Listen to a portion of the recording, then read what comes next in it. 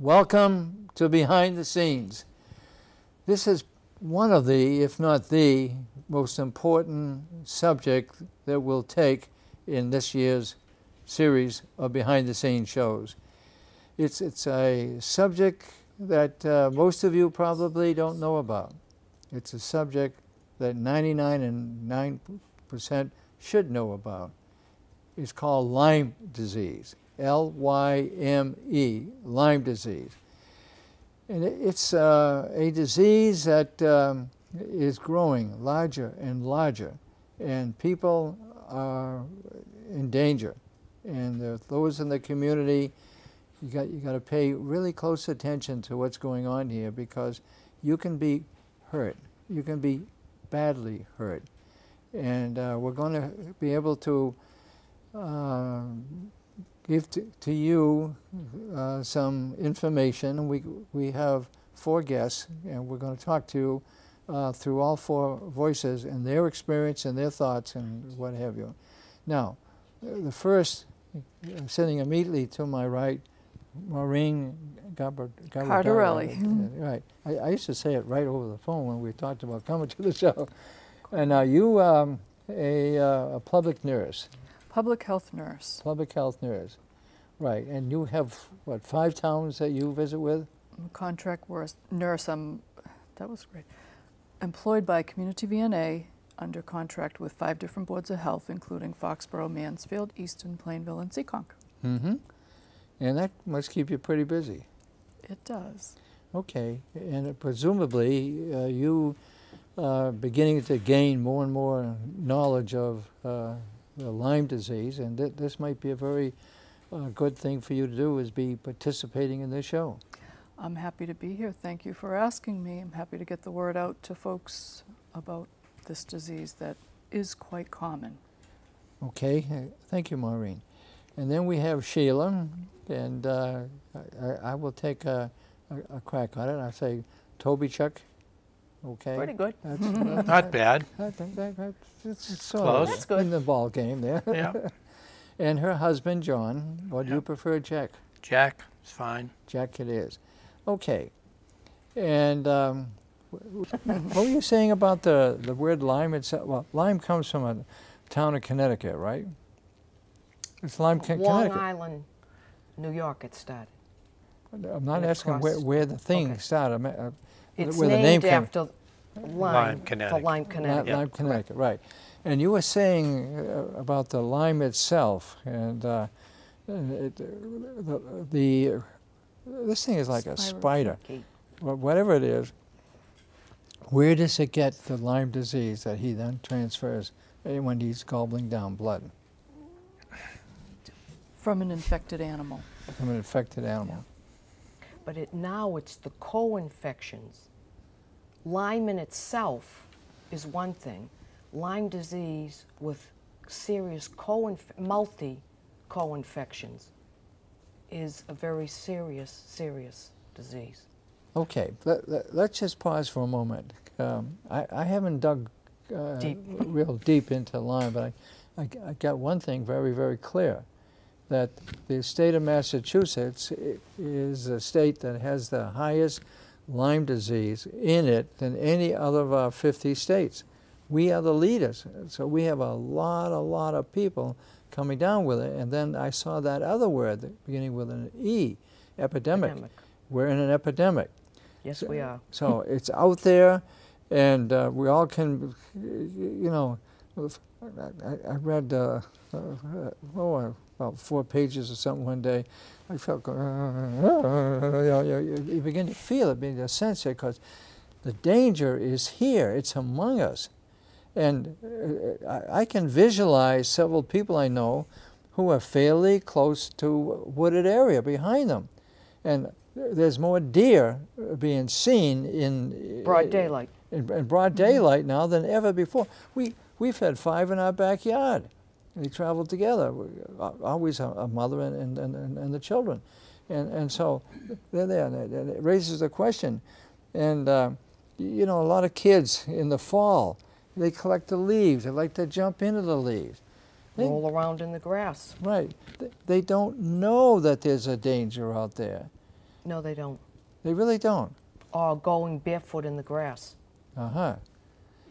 Yeah, ticks have a tendency of biting in between the toes. They get in between your toes? Yep, right in through here where it's soft. They'll And you actually never bite notice anyway. it. I mean, you might say, oh, it's maybe it's like poison ivy, just a little itch, and you might scratch it. Geez, you look down. What's this? So you really have to check all your extremities. And children are lower to the ground, so they would be more susceptible for a tick. Doesn't have to walk up a child like it does with an adult. So every parent who has, let's say, somebody 5 years or younger, better be checking that kid, probably getting him in the house and Or put him in under a shower. 5 years. Put him in a Yeah, shower. under 5 years, any child. Yep. Anyone that's spent time outdoors. Even a or 6-month-old has baby. a pet that spends time outdoors that then comes into the house, do what I call total body tick check at the end of the day. We check our dog every day, and he thinks I'm playing with him, but total body tick check. So for a small child, you're looking at the parts that you can see, and don't forget the creases under the arms, behind the knees. Then also feel the entire scalp, because they'll get into your, they'll attach to your scalp and you wouldn't see it. A child with a good thick head of hair, you're not going to see it. You need to get your fingers right on that scalp and feel all the way, every bit of that scalp. And if there's something attached, remove it. And that leads me to how to remove it. A pair of tweezers. Don't use the cotton ball soaked with Vaseline. well, people have said Vaseline. In the old days, they used to use a lit cigarette or a match. Don't do that. You'll light yourself on fire. I've heard a cotton ball soaked in dish soap. Don't do that. Get a pair of tweezers, grasp it as close to the skin as you can get, and pull straight up. Steady, slow force. It should let go. If it doesn't let go, you might lose a chunk of skin, but lose the chunk of skin because you'll lose the tick. But yeah, tweezers as close to the mouth parts. The mouth parts are hard.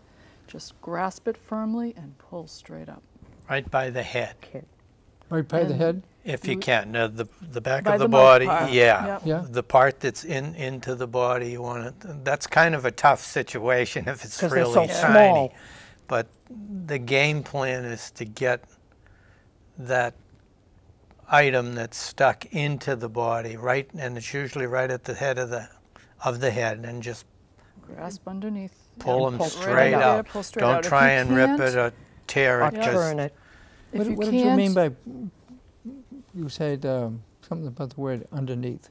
Yeah, if it's sort of burrowed into the skin and you can't get at it and pull it out, rather than injure yourself, go to the doctor and let the doctor remove it. And if he takes a little piece of skin, all to the better. You got rid of the tick. Yeah. Now, do the doctors or some medical activity somewhere within the Commonwealth, do they want you to send the tick to them so they can do any analysis on the tick? There are a couple of different ways of thinking.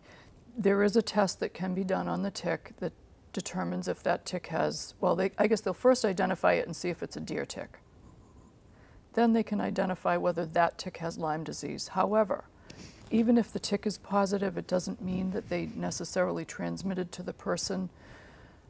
We've generally told people that, you've removed a tick today, May 1st, or whatever the date is, write it on the calendar. If you develop any symptoms within a month, tell your doctor that you had a tick bite 30 days ago and ask to be treated preventatively, and then they will test. The reason for that is that the tests don't always show up right away. So if I were bitten today and I went to the doctors today and said to the doctor, I was bitten by a deer tick, I want to be treated for Lyme disease, I may not have contracted Lyme disease. So, and it may not show up in my blood for 6 weeks. So I'm going to watch for symptoms for that 6 weeks. No, it may not show up for 6 weeks. How does it show up? Does the doctor come with a needle and take a little of your blood and then analyze your blood? A blood test is how they determine. A titer or a Western blot. Blood test. Uh-huh. All right, but also, watching for symptoms. If you develop a rash, either at the site of the bite or elsewhere on your body that's getting bigger, that's the first sign. There can be body aches, headache, fever, fatigue. Later on, there can be Swollen joint glands. pains, Night sweats, all kinds of different symptoms. all sorts of issues. And at its Loss worst, of your voice. Yeah. at its worst, it can cause neurological symptoms. It can hurt the heart too, can it? It can. Yes. It can affect every part of the body. Yep. Every part of the The body. brain, the Now, heart. if it can affect every part of the body, what's the distribution system like that allows this particular Lyme disease to move around into various parts of the body? And what's causing the motion? It's the bloodstream sort of carries it into your heart, or Yeah, I don't know if I have an exact answer for the mechanism, how it travels from place to place, but yeah, I would imagine But through let's the say- bloodstream and I know settles in someone- certain let's areas. say you got bit right here, Mm-hmm. but it's going to show up over here later on, or over here. Yep. What creates the movement? I mean, if you had a knife, it cut right there, and that doesn't move. But now something that bit you right there is causing a problem elsewhere in your body. Right, the But bacteria. it also hides. That's why they have to change antibiotics. Aha. First they'll give you like doxycycline.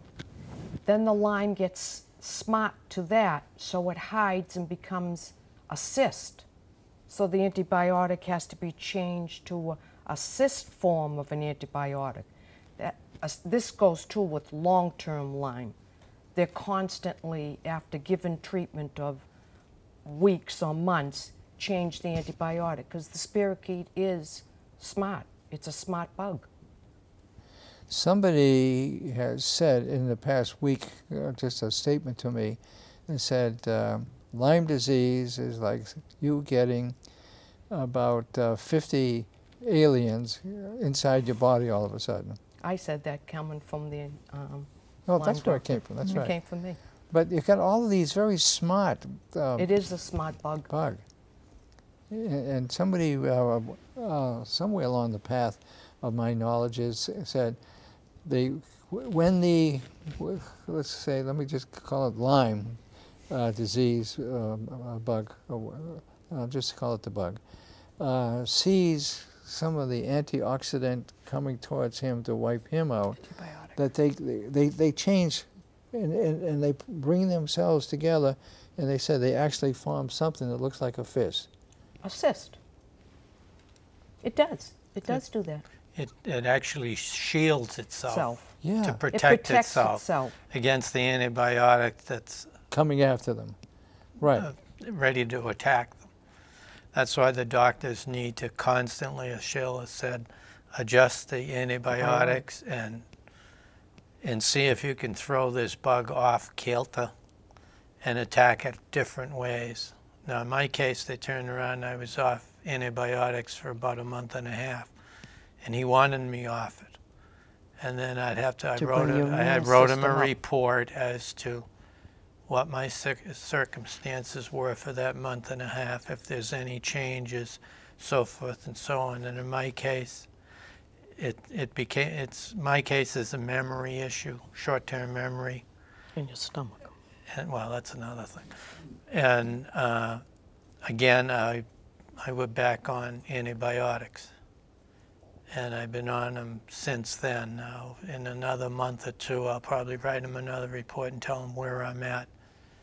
And it's all symptoms. You're right. Clinical. It's all clinical. It's all symptoms.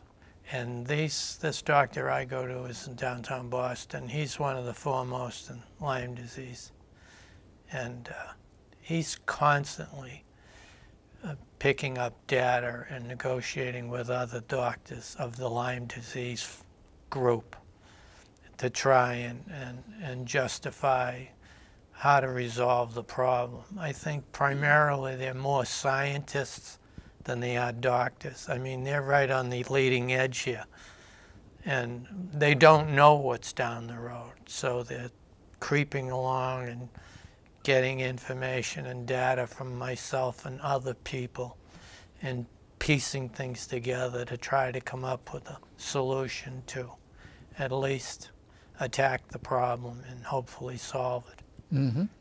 Okay, well, let's take a couple of steps back and look at this. We have a nice little area, southeast Massachusetts, and with Massachusetts being the state in America with the highest number of people with Lyme disease, it means that we have a danger that's sitting all around us right here. And what can all of us, you've already got it, you've got it in your family with your husband and your daughter and your grandson, and you don't want it, and I don't want it. So how No, you don't want it, believe me. Because part of what we saw on that screen was somebody saying, pain, pain, pain. They're in terrible pain all the time for a lot of these people. And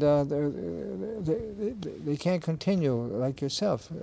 I caught what you said a moment ago, in that you were working in an engineering company up to a point when you got Lyme disease. And a lot of people are going to be faced with problems of work and feeling able to participate in playing with kids outside or not, or a whole lot of it begins to change the way we live. That we got to start thinking about Lyme disease. Absolutely. All you have to do is open your door and step out. You're susceptible to getting Lyme disease. You don't have to go into the woods. Yeah, it's actually We're in a in your wooded backyard. area. It's Yeah, right in your backyard. It's in your backyard. It's on the pavement, it's in the leaves, it's on the trees, it's everywhere. And the danger of this now is the co-infections that the ticks are carrying. If you get Lyme disease and you have 2 or 3 co-infections, you're talking about extremely long-term care. Unlike if you get bitten by a tick that doesn't really have more than like 1 co-infection, you go on prescribed medication and you're fine. And if you know right away that you've been infected by a tick and a doctor gives you, say, 3 months antibiotic, like our grandson, he's fine. He was 2 years old. I think he was on like 1,500 milligrams a day of antibiotic for 3 months, along with probiotics to protect his stomach. He's fine, providing he doesn't get reinfected, but early diagnosis, accurate treatment. Jack would be all right if it was, the protocol at that time was only 10 days. And 10 days was So you only had clearly treatment not for long 10 enough. days. That was Right, it. and it was It not probably long should have been enough. 30 days, Well, at least 90 days. 90 days. And Yeah, the Lyme and doctor, I'd have probably been the fine. fine. But somebody wrote it down somewhere, Lyme disease, 10. Correct. That's That- exactly That, correct. There lies the problem. Yeah. Yep, the rule book says The protocol for days. Lyme is changing slightly. it is but changing. still needs, They've got it up to more 28 change. days, I believe. again, if you go to an infectious disease or a Lyme doctor, you can be treated clinically. Some people test negative for Lyme, but have Lyme. Yeah. There's controversy about that. And there's controversy with doctors about treating Lyme with massive doses of antibiotics because of what that can do to your body. I mean, it can harm your body being on massive doses of antibiotics for years. It'll harm anybody. And nobody wants to take the responsibility for that. At least the doctor doesn't want No, to take that and kind of you can't responsibility. blame the doctors in that sense. Well, What the doctor is waiting for is somebody to pass some To kind say of... Right. it's okay Right, exactly. to do this. So we got... he doesn't need the liability, and it's a legal thing now. Sure. Lawyers, so forth, and his insurance rate will go right through the roof. And they'd rather turn around and say, well, I'm not going to get involved with this. Now, your daughter ended up a lot of very high co-payments when she was being treated. Yes. How much kind of money are we talking about? $1,800 last year at $1,800. CVS. That's insane. Yeah. Eye doctor in New York, because Mass General couldn't help her, $1,000 for an office visit. Wow. She spent hundreds and hundreds of dollars. Okay, we come down. And she's not alone. Anybody that has late-stage Lyme faces this. By no means do I say this is an isolated case for late-stage Lyme, because it isn't. Does the medical community identify late LATE stage Lyme or not? I think I've heard just a little bit that says that they say there's no such thing as late stage. Of course, you know there is from your daughter. That's physicians, but again, Lyme literate doctors or infectious disease doctors feel differently towards Lyme. They will treat Lyme clinically.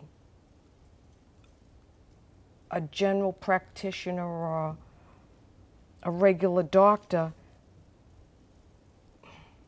is more hesitant to treat Lyme. Yeah, they don't feel they got the protection. And it's like any other doctors. Well, individual doctors have certain skills, a heart doctor, a lung doctor. You know, right. Just a general practitioner, I think it's more difficult for them because they're concerned about, you know, are they doing the right thing? And there's a lot of controversy over Lyme. You know, with the amount of antibiotics, the length of time that you need to take antibiotics. And, you know, I don't know what the outcome will be, but more and more people are going to be affected by Lyme unless something is done. Okay, let's take that point. It seems that we've identified... Because it's not a rare condition, a disease.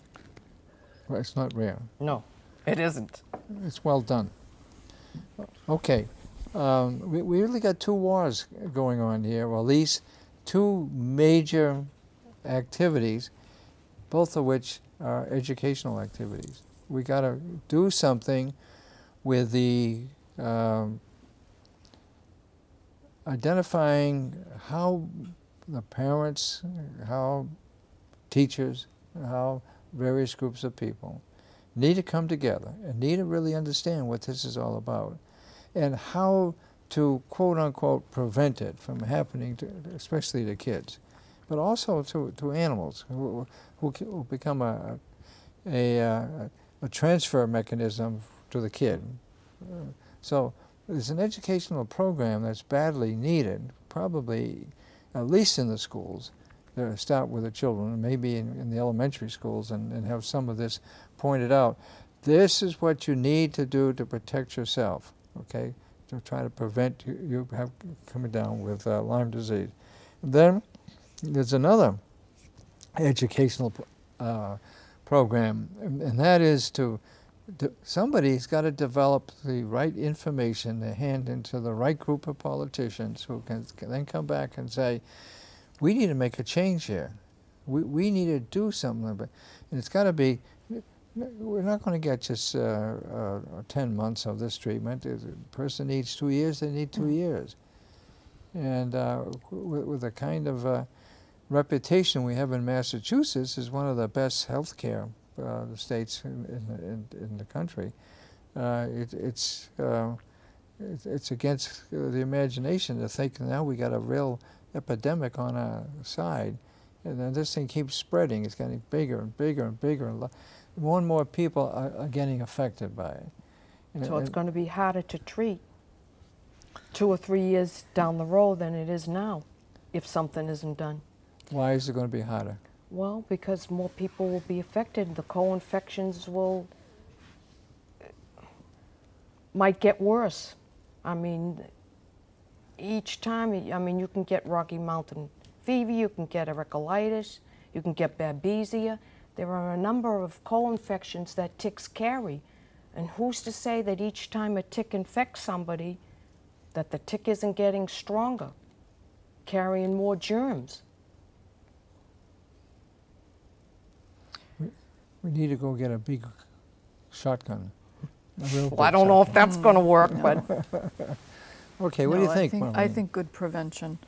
I think people being aware that this disease is out there, and we'll show a little video at the end that talks about prevention, but you know, using our I can't think of it. Our insect repellent, thank you, the word. Insect repellents, when you're out in the woods, tucking your pants into your socks so that you can see that black tick crawling up your leg.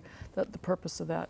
People will always say, wear long sleeve clothes, and that's the reason for it. And on a hot day socks. when you're going hiking, wear a long sleeve, but tuck the pants into your socks, wear long sleeve shirts so that people can see there's a tick crawling, flick it off. Prevention also pertains to your home. If you live in a wooded area, you can put a barrier of either wood chips or crushed stone around the perimeter of your yard, because they're less likely to cross. Keep your lawn nicely trimmed. If you have a lawn that's this high, you're going to have ticks in that lawn. So keeping your lawn mowed and keeping the leaf litter out of your play areas, all of those kind of things. I'm a fan of what you just measures. said.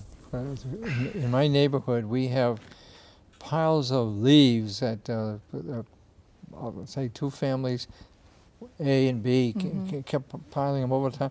It got to the point where neither one had ownership of it. They didn't care. That's where they lay their eggs, right there. Yeah. And the mice So all your going- little larvae are going to hatch in there, and they're going to jump on the nearest mouse and feed on that mouse. And if that mouse has Lyme, they're going to catch it, and then they're going to molt into a nymphal stage, and then they're going to bite you, and you're going to get Lyme disease. So you want to keep your leaf litter at a minimum, keep your lawn mowed, and back to what we talked about before, total body tick check. When you've been working out in the yard or playing outside, when you come in, check yourself from head to toe, check your children, check your pets from head to toe. If you find a tick, remove it, wash the area with soap and water, and write it down on the calendar. And if you develop symptoms, go to your doctor and tell them, I got bit on this date. I believe I may have Lyme disease because I have some symptoms. Can you treat me preventatively? And take it from there. Good. Good. All prevention. Can we, should we move on, or should we talk a little bit more about prevention? Can you see things that we should do that might have saved Jack and Cheryl and the grandson? Or was it too new and nobody knew what the heck it was all about? I think this is a new frontier we're up against. And it's a learning process for physicians. And again, like Sheila said, there's few doctors out there who specialize in Lyme disease.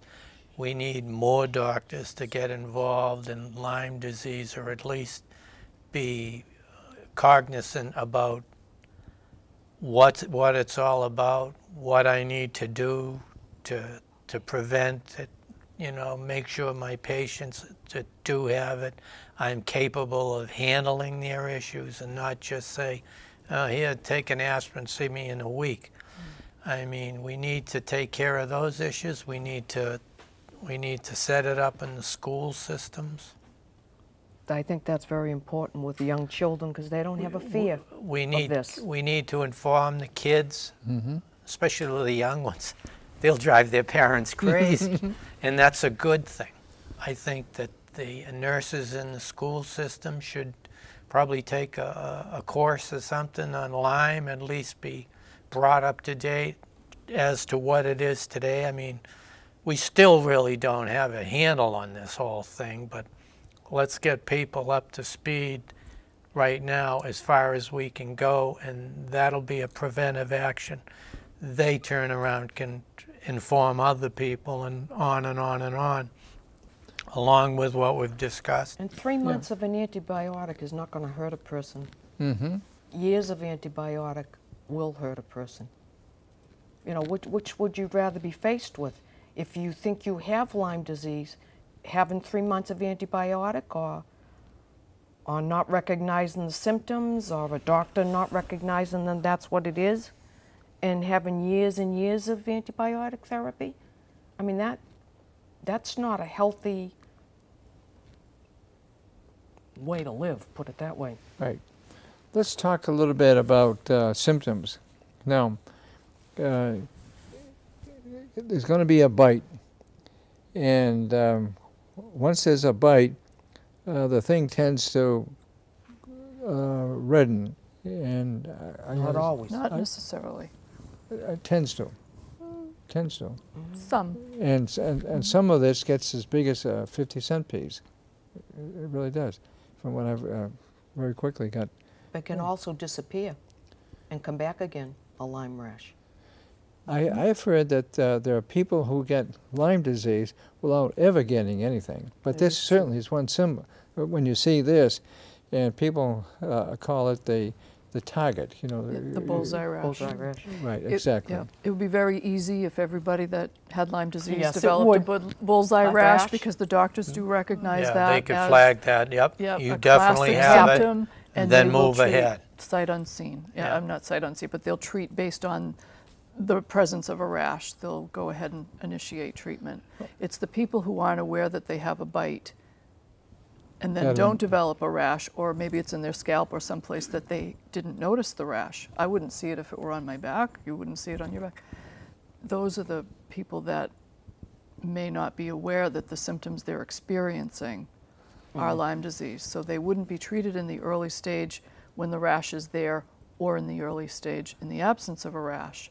And so then you go to the next stage: headache, fever, body aches, chills, fatigue. That's exactly what happens. And perhaps at that stage, without the evidence, a tick bite or a bullseye rash, they may not be treated for Lyme or even tested for Lyme, because those symptoms are so similar to influenza and other flu-like illnesses. And you start going from doctor to doctor. It's easy for someone who doesn't have a lot of knowledge of Lyme disease yet to say, well, is there any way that we can attack the enemy?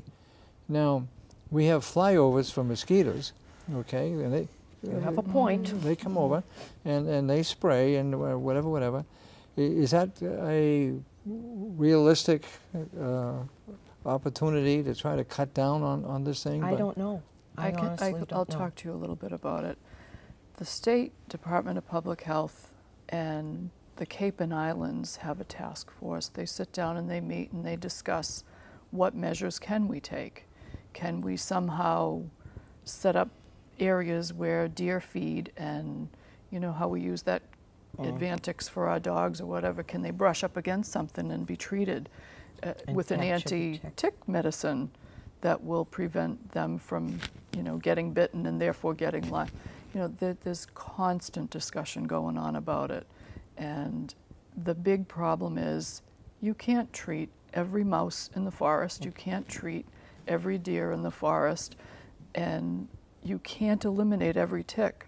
So the big solution is not going to be how can we kill all the ticks and treat all the deer and mice. It's going to be, we need to get the word out to people, get the word out to the public that this disease exists, these are the symptoms, this is what you're watching for, this is what you do. If you get diagnosed, maybe seeking, if you're not improving, seeking the advice of an infectious disease expert, preferably one who specializes in Lyme, and then also doing all those preventative measures.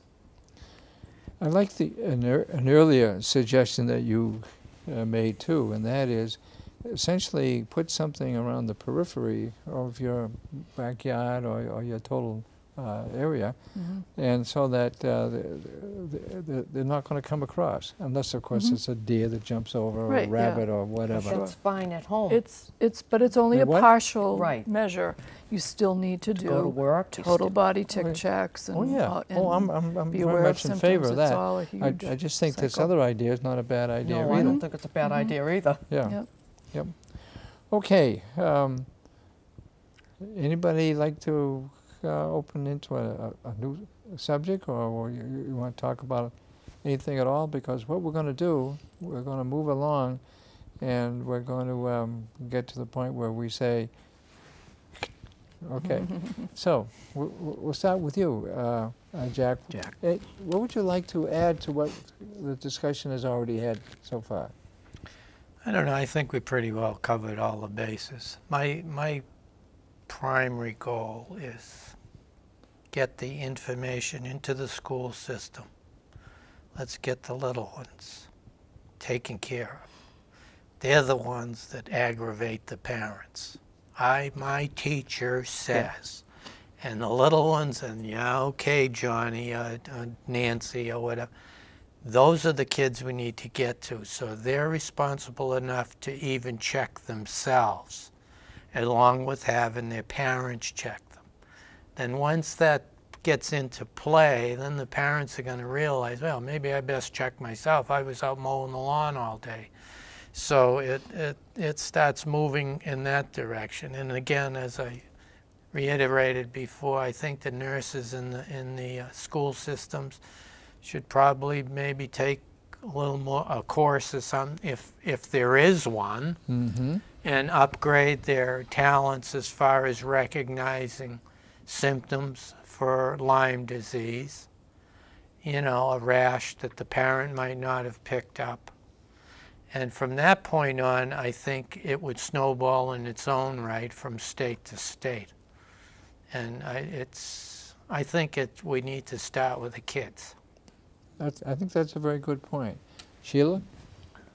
There's a lot that even I don't know or understand. Maybe some people have a predisposition to getting bitten by a tick. Because you find families, and our family is one, we have 3 generations that have Lyme disease. 3. And well, maybe there's 3 generations of Lyme. My daughter Lymes. is treated, they have whole families that have Lyme disease. Is it all environmental, meaning that they were all infected where they live?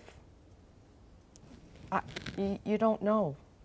It is alarming in the sense because more and more people are going to be infected by Lyme unless something is done. That's why at this point right It's today, worse today it's an than epidemic. it was a few years ago. Right, it's grown, and therefore it's going to keep growing. Growing. Yep, until something's done, Oh, or exactly. at least Exactly. that's And- why we're here. And programs like this are going to help. Awareness. Awareness, Yep. absolutely. All right, Maureen, what would you like to add? All right, well, I'll sum up by saying I really believe prevention is key, but it's not the whole answer. And I'll throw in that this disease is different in every person that has it. And that is part of the problem in recognizing and diagnosing That's a very good point. and treating in your own family. Varying severity, huge wide range of presentations and huge range of outcomes. And so maybe more people telling their neighbors their story. I mean, I hope that you've told your neighbors that you have it, and the people that live in the area where you feel that you caught it, to just, you know, talk to the public health people in that area and let them know that. And, you know, word gets out, word gets around, people talk about things, we're educating each other. So We are. all about that. Okay. I think we probably have covered enough, unless somebody really wants to get a point across listening to each other. And what I'd like to do is turn to the community. And the first thing, we thank you very much for tuning in to Behind the Scenes. There's a lot of information that we sort of just ran through. We're trying to get a message out to you, which should be a benefit to you. Protect your kids. Start with that. And we'll try to help that along a little bit by trying to get something into the school system. And it will be another program devoted strictly to the schools.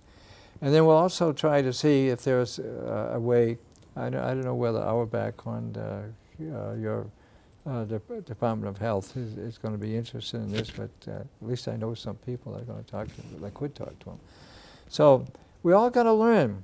And I thought it was a very good point near the end that everybody will react to the Lyme differently, and that's what makes it so difficult for the doctors to understand it. If you got a broken arm, everybody knows, oh, I know what that is. So, again, thank you very, very much for tuning in, and please, as a community, talk to other people about this and make them aware of what's going on. And this program will be shown typically on a weekend, which is Friday, Saturday, Sunday, in the early evening, and 10 o'clock in the morning, which would begin on Sunday, and Saturday, Sunday, and Monday. Thank you for tuning in. And that's our show, so thank you very much for being here. Thank you for having me. And thank you for being here.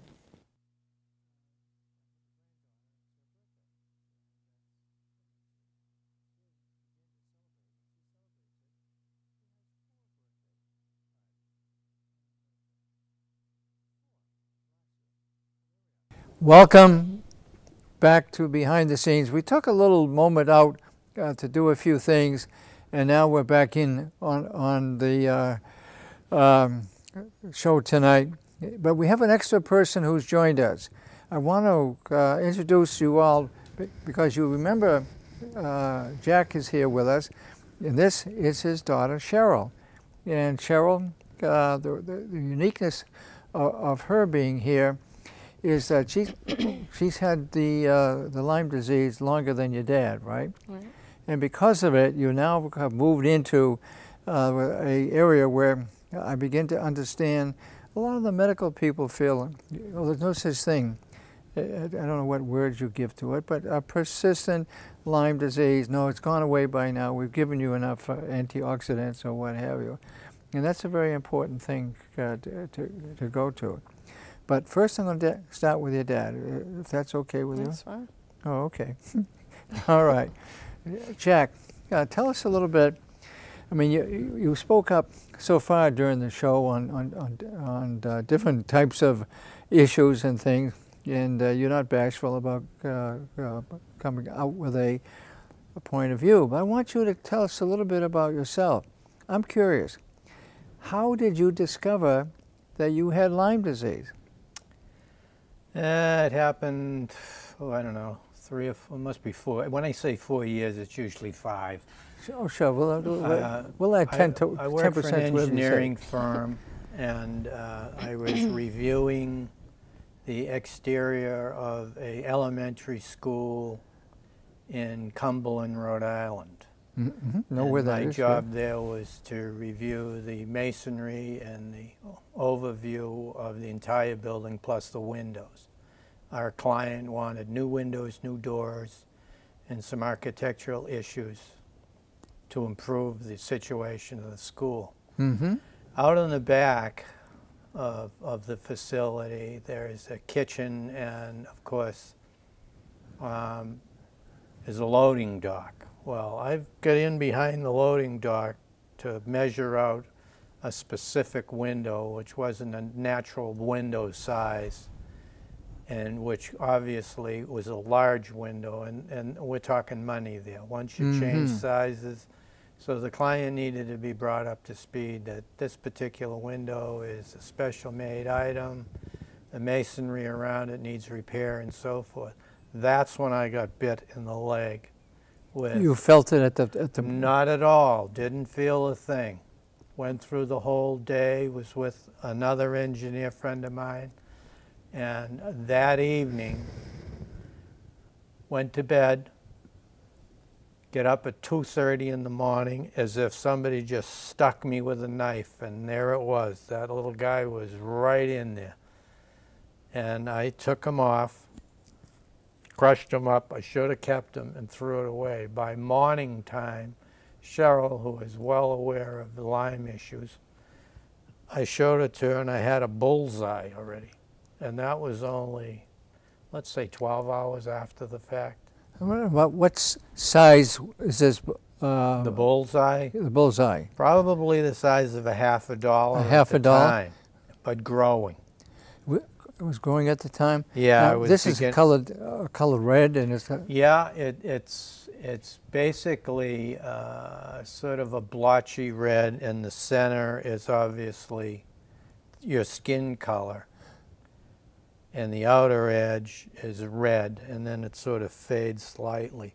But it looks like a bullseye, hence the term bullseye rash. And a little bit like some people talk about it without having the disease, so they don't really know, but they say it's like Target, like the store Target. Yeah, a little bit. A little bit like a little that. heavier in terms of the ring. So it woke you up. The Absolutely. thing itself, the tick, it woke you up. Right out of a sound sleep. Wow. And it really hurt. I mean, it was almost like a sting from a bee. Just, I couldn't believe it. I get in the bathroom looking around, and there it was. And he was chewing in there pretty good. And it wasn't the real tiny nymphs, but was the next stage up. A little bit bigger. Yeah, you could just barely make it out. So that's Now, how that happened. Now, because your daughter, Cheryl, this lovely lady right here, got it before, she had some background in Lyme. So she would know exactly what was happening at the time, wouldn't she? Absolutely. Yeah. So you had it, it hurt, and then what did you do? During the day, did you get to a doctor or a hospital? Yes, I turned around and went to my local physician. Yep. He looked at it, reviewed it, and said, yeah, that appears to be Lyme disease. Whether or not you have Lyme disease, I'm not sure, but I'll put you on 10 days of antibiotics. 10 days of antibiotics had passed. About 2 years after that, I come down with all these other issues. Reason being is 10 days obviously is not enough. 10 days is maybe what became the standard for a new disease. And Correct. they didn't quite know what to work with. So that's all they gave you was 10. 10 days. You know, I know somebody that didn't have Lyme disease, but they had pneumonia, and they were giving, by the hospital, I think it was Sturdy, they're given medicine to take for this period of time. In other words, here's a bottle. When the bottle is finished, that's fine. Yeah. And they took it. Okay. So theoretically, they didn't have what we would call pneumonia here in your lungs anymore. But within a day or two, the person had diarrhea, terrible diarrhea. You couldn't really go to work. It was every single day and a couple hours during the day. And then I managed to run into him and talk to him about it. And he said, well, I'm going to go see my doctor. He came back and told me the doctor said, if you don't take enough of medicine, what happens, there are some things, what they call the radicals, or they're bunching around, and there's some of them still alive. And then it's New Year's Eve for them. They start gobbling up everything in sight. Yeah. And so if you don't get enough of that medicine when you should, for a simple thing like pneumonia, I can see why it would be even worse if you had Lyme disease. Yeah, it's an issue everywhere. Perfect example is a police officer in the town of Foxborough, bitten by a tick. A new police officer. And a friend of Cheryl's went to the doctors. He had the Lyme disease. Did he go to the doctor? No, he didn't go to the doctor. He had that tick tested somewhere. Yeah, UMass Amherst, I guess, tests ticks. That's a good thing to do, is to save the Yeah, tick so it's somebody It's not can... always that easy, though, because if you went to the emergency room, they would say, we don't do that. So, I mean, that's news to me. I've been in the Lyme community for 4 or 5 years now, and I know a lot of people that have it, and I've never heard of that, so. Really? I mean, he's lucked out, so. So he is the word suffering? Well, with he's it? obviously at the beginning stages, so whatever, if they give him antibiotics, as Cheryl suggested, that he do it regardless. Yeah, it's not a wait and see thing. Yeah. I mean, if you have any type of exposure, I mean, you should just be on antibiotics. They give antibiotics for ear infections and sore throats and what have you, so it doesn't giving somebody around antibiotics at a high dose for a month. Now, You know, having it yourself, others who have it know that you have it, and it could be a little community sharing information as you go. Is the medical community pretty much up to speed now on knowing exactly what it is, so that they don't? I've heard that some say, well, you got the flu, and the thing that would bother me is the fact we got this, whatever it's called, swine flu right now, and if you go into the doctor and you've been bit, and oh no, that's swine flu, and is there some, between the two of you, please both answer it, is there some feeling that the medical community, as good as they are, they're not really up to speed on this, because this is relatively a new thing, isn't it? No. No? No, I think the medical community just wishes it will go away. Oh. That's what I think. I mean, I don't know if you've heard about the antitrust investigation. No. Attorney General Blumenthal in Connecticut. Okay. There was an antitrust investigation that was filed against the Infectious Disease Society, obviously regarding Lyme disease, about medicine, about evidence that I guess they were getting kickbacks from pharmaceutical companies, and I actually have the paperwork on it, but I can't go in depth about it. But they actually lost that antitrust investigation, so that was a huge, and they set the guidelines for this disease, so it's now in the process, the guidelines of being rewritten.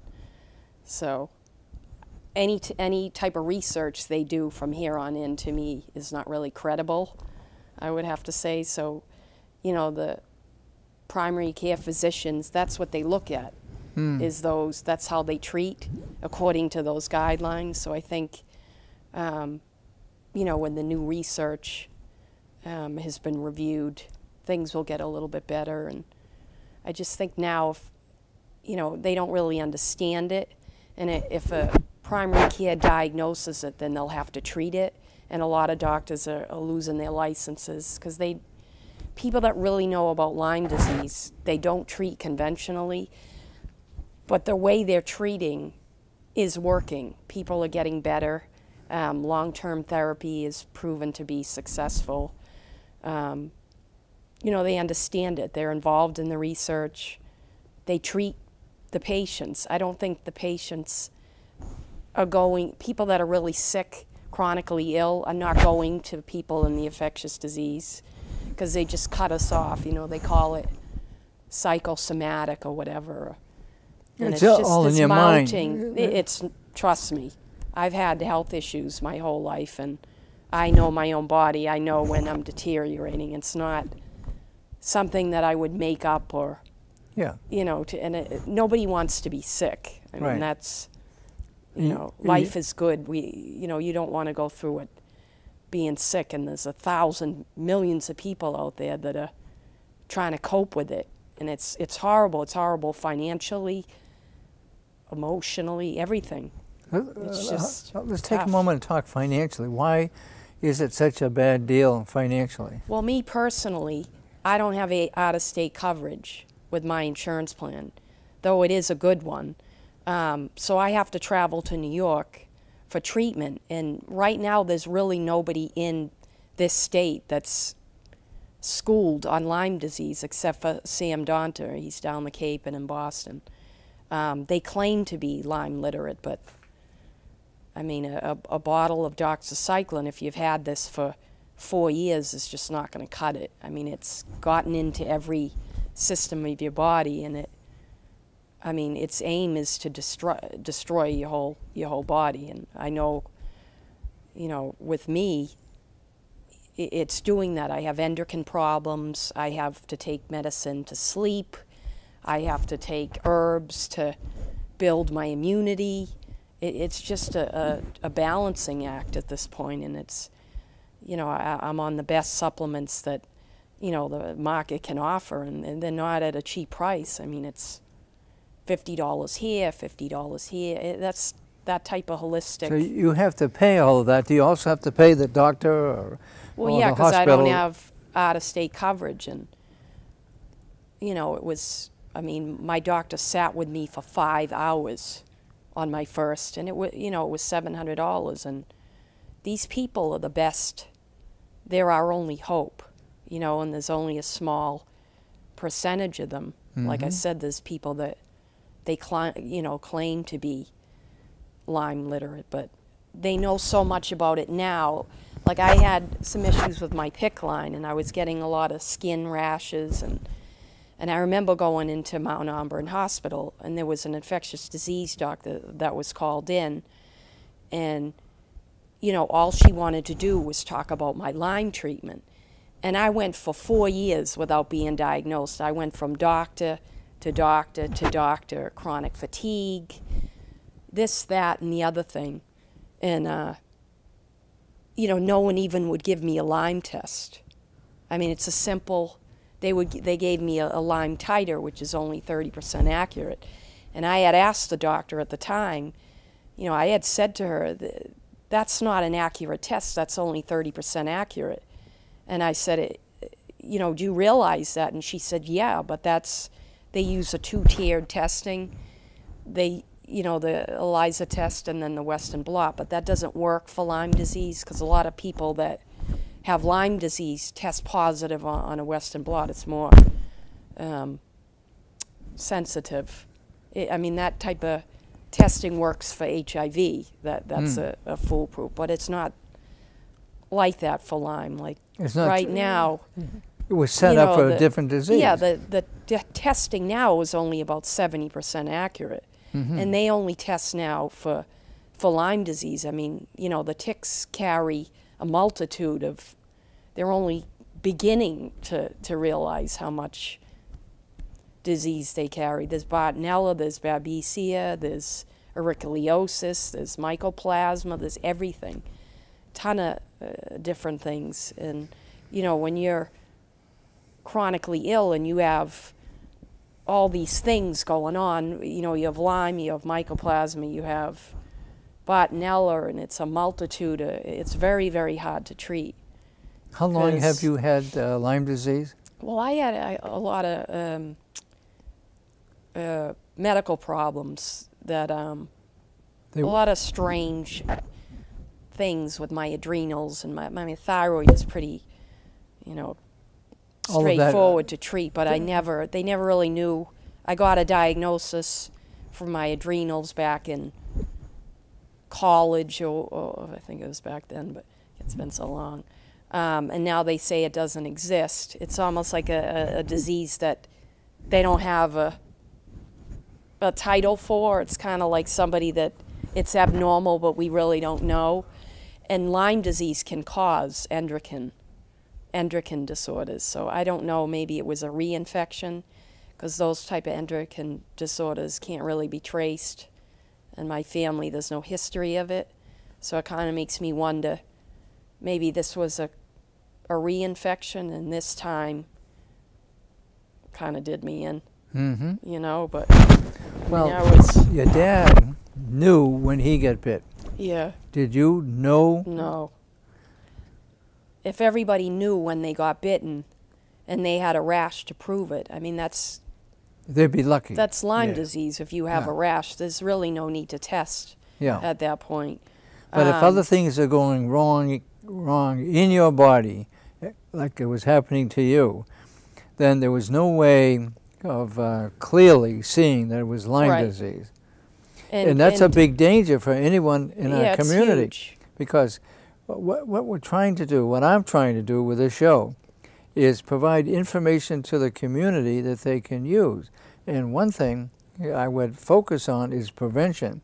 How do you prevent it? Well, number one, maybe you don't prevent the bite, but if you've got a bite and you know you got a bite, you know, like Jack, your dad did, then he can go and start to get some treatment, because everybody will agree. It's not that easy to get treatment, though. It's not even that easy. That's the thing. Like I was saying before, they're not giving the right test.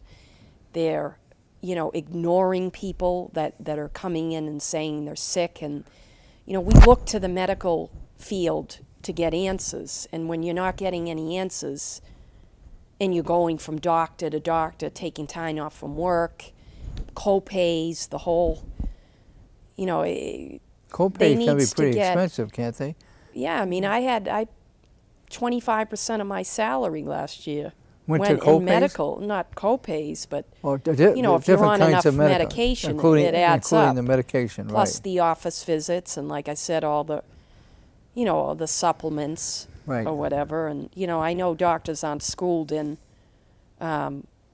Pharmaceutical companies do not give lectures on anything holistic, you know, as far as like, you know, vitamins and anything like that. But I mean, that with Lyme disease at a later state, you know, you have to, it's all about your immunity and building it up and eating right. It's a multi-system, and you know, it gets challenging.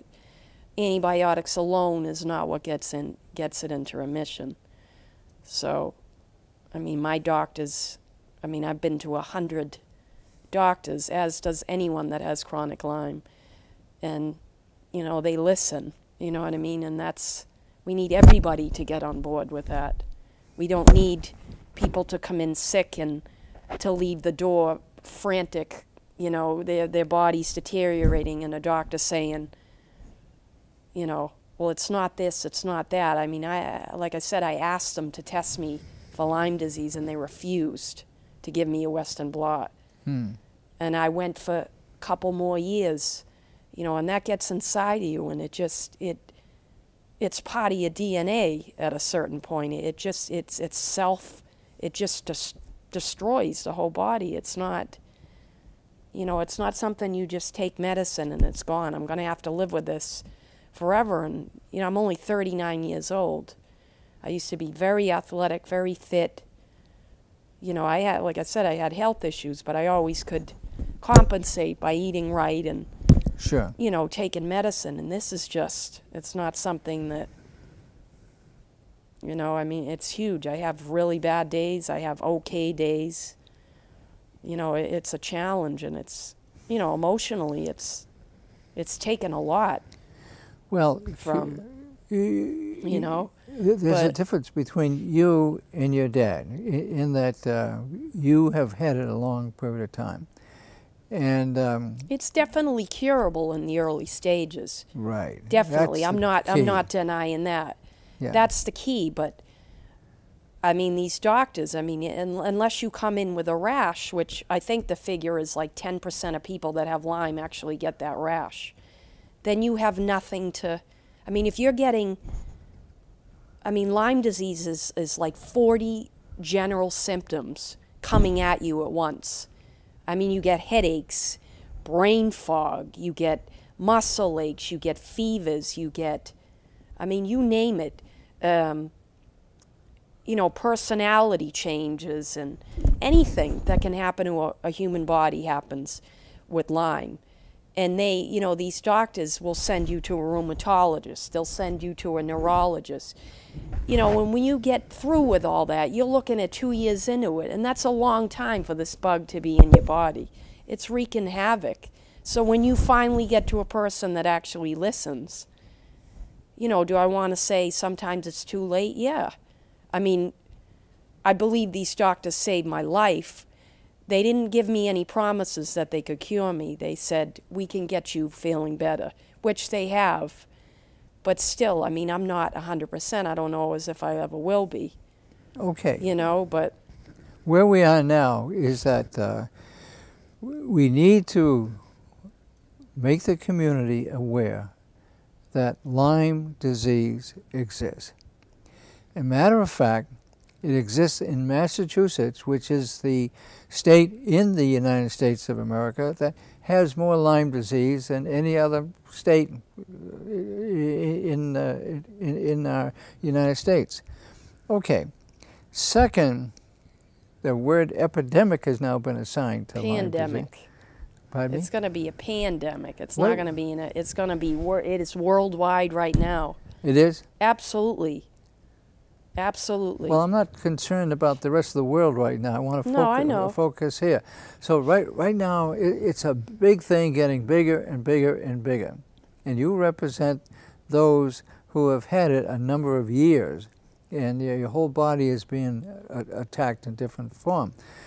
I think what I'm hearing again and again is that this tick is going to get inside your body. It's going to get under your skin one way or the other, and it's going to be mobile. It's going to go around because they apparently, the ticks, are smart enough to know when medicine is coming towards them, they move away. They go to a different part of the body. Okay, so what we need to do for the community, we need to get an understanding. Let's concentrate on prevention, and that's number one. Number two, we got to develop an education program, which is part of prevention. For example, we need to get something into the schools. We need kids to understand what's going on. Well, we need to talk to the right people, and that's the problem. This disease is very political. It is? Is it Republican or Democratic or? It's not. It's not or fun. WIST? Yeah, there's people. They have the wrong information, and like I said, you know, they want to keep that antitrust investigation on the down low. But there's never been a medical. There's never been an antitrust investigation against the medical society, and no one's ever lost. And this time they lost. Mm-hmm. So those guidelines need to be rewritten. Yeah. Now that's really that's huge.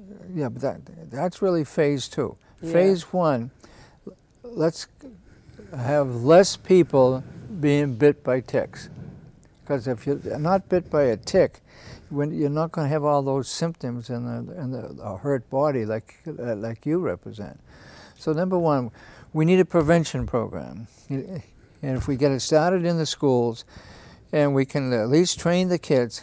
And so that if they feel something, see something, they know what to do, whether they shake it loose or take a little something. There's a special tweezer, I've heard, that you can get that little thing in a certain way, and you get it, and then you can put it in a little container or something or whatever. But even if they carry it into the nurse and they let the nurse then do something with it, okay, we need something. And we need to get going on it quickly, because this thing is spreading, and it's getting bigger and bigger and bigger. And it's debilitating. You represent it, your dad represents it, and the dangers that you can lose your body. And I've heard the saying, a tick is like, if you have it in your body, it's like having 1,000 aliens in your body and going through the different parts of your body. And My doctor actually described it as that. Is that right? Yeah. Oh, wow. So. Yeah. Okay, that's what we got to think about, and then there's going to have to be something either in parallel or shortly thereafter, which means we have to do something to get attention in the political arenas and in things like the Center for Disease Prevention down in Washington, D.C., and places like that, so they begin to get some action and begin to do something. And that's it. Now, I'd like you to take a moment. We have a chance to do a little more thinking. I'd like to get your dad back in here for a moment. Oh, no way. Oh, yes way. I'm a wealth of knowledge here. Well, I can see You're that you are. scared of me, I can tell. We're not even there yet with you, but nevertheless. Go ahead, Dad. Jack, now you've had this disease, what, 2 years? Longer than that. 2 years that I know of, yeah. Right, 2 years that you know of. And, yeah. Right. And do you take antibiotics regularly? I do. 500 milligrams twice a day, plus probiotics, which counteracts the antibiotics, so my digestive system won't be in total turbulence. The bacteria that Go ahead, antibiotic Shirley. lasts But you out. can basically continue to work, or can't you? Yeah, well, I'm sort of retired now, forced retirement now, but I can still work. I mean, it's, Yeah. you know, I don't have a problem. Build something around the house and... Well, I mean, literally a paying job wouldn't bother me either, you know. But with all the downsizing in the company that I was with, it was, all us older fellas were just sort of shuffled out the door. Right. You know, so that's a tough sign of the times. But, Sure. But no, I'm not disabled in any way. It's just that probably a little slower and maybe a little more tired than I used to be. Mm-hmm. Again, I was as athletic as my daughter. Still am, but I think I am. I don't know, maybe I've slowed down a bit, but I'm a little older too, so. Okay, what would you say to the community that they ought to consider? And anything that we've talked about, if you would say, if I'm out there in the community and I haven't got this Lyme disease yet, or if I have my brother out there, if I have whatever out there, then quickly, what would you say to them? Well, I think prevention's the key factor, as I said before in our earlier interviews.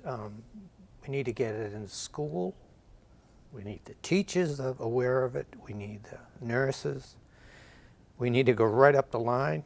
Cheryl's comments about physicians need to be brought up to speed. Clueless. And from that point on, we need the politicians to get into this, and we need research to jump on this thing before it gets so totally out of hand that the medical professional will be just overwhelmed with patients. Okay, that's a very good summary. We're going to end this little short interview. Well, we could talk for an hour and a half. You'll give me a pod too, so we can talk about the politics, right? Because that's another show. That's a whole new show. There will be a follow-on Yeah. show. I want you to understand. And because myself and others will have to do a little bit more work on it. This just comes out and hits us right in the lap. Okay. And your mother was on the program with us too. And I think that the community is going to get something out of this show. So I'm going to wrap it up and turn to the community and say thank you very much for tuning in to Behind the Scenes. Lyme disease is something that is extremely important to many of us because you don't want to go through the kinds of things that Cheryl's going through right now. And there are others in our town too that are affected by it. And you don't want to even have the beginnings of things happening to Jack. And God help you, you don't want your kids. You don't want those in the grade schools coming down with it. And there's a large opportunity to come down with it because a lot of them, and a lot of your kids are in the backyards, they're running around, they're jumping onto piles of leaves, and they have now deer are in our backyards on South Street and other areas, and they're carriers, and then the tick comes off of them and it's looking for a body to come by to jump on. So this is just to alert you. We're going to all have to learn more about it. Thank you very much for tuning in to Behind the Scenes. Thank you. So. You may have heard of Lyme disease, and you may even know someone who had it. But what is it really? Lyme disease is an illness caused by bacteria that are spread by ticks. It was first identified in young people near Lyme, Connecticut, which is where it got its name. But it's found in most of New England and other parts of the country. Lyme disease can become serious if it's not treated. A few days to a few weeks after a tick bite, most people with Lyme disease get a rash. It often looks like a circular bullseye. People with infections often become tired and feel like they have the flu. If they don't get treatment, they may begin to feel like they have arthritis and other serious symptoms. Anyone with these symptoms should see their doctor. Lyme disease can be treated, but you're better off knowing how to prevent it in the first place. Kids, adults, and even dogs can get Lyme disease. Ticks can crawl or brush onto you when you're working or playing outdoors. Deer ticks spread the bacteria that cause Lyme disease. They're tiny ticks that can cause a big problem.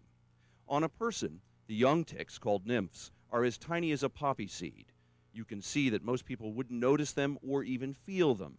During the spring, the nymphs begin to search for food, and they are hungry.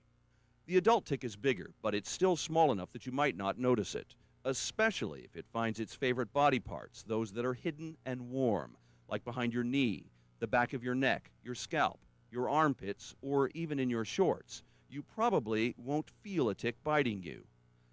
Let's take a closer look at some ticks. They have the perfect size and shape to crawl onto animals and suck their blood.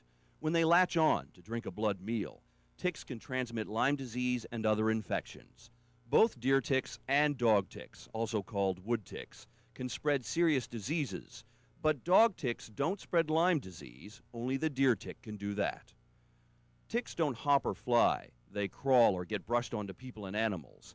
Ticks like cool, shady areas with dense brush or wood. There are a lot of places where ticks can hide. Ticks can be hiding in the tall grass and shrubs. The woods are definitely another place you would find ticks. So, how can you protect yourself? First, try to avoid places where ticks live. Stick to the main pathways or the center of a trail. Use clothes to cover your arms, legs, and body. Wear long pants and long sleeves if you can, and tuck your pant legs into your socks. This keeps ticks from crawling up your legs. Wear light-colored clothing to make it easier to see the ticks, which are usually dark brown or black. Still, you can't always cover every part of your body. You can use an insect repellent that has a chemical called DEET in it. Check the label and follow the directions carefully. Only use DEET products that have a concentration of 30% or less for adults. It's safer to use a lower concentration of 15% DEET or less on children. And always wash it off when they come inside. Look for special products designed just for children, but you can't use DEET on infants. Natural products and other insect repellents that don't have DEET don't seem to work against ticks. There is another chemical called permethrin, which is very effective against ticks, but it can be used only on clothing, not on skin. Despite your best efforts, ticks can still find ways to get on you. The good news is that ticks have to be attached to you for several hours, usually more than 24, to transmit Lyme disease. So what's most important when you come inside is doing a tick check. Check yourself, your kids, and your pets. Use your fingertips to feel for tiny bumps on your hair and skin. Look for any new freckles or spots that might really be ticks. Don't forget to check hard-to-reach places, like your underarms, your groin, and the back of your neck.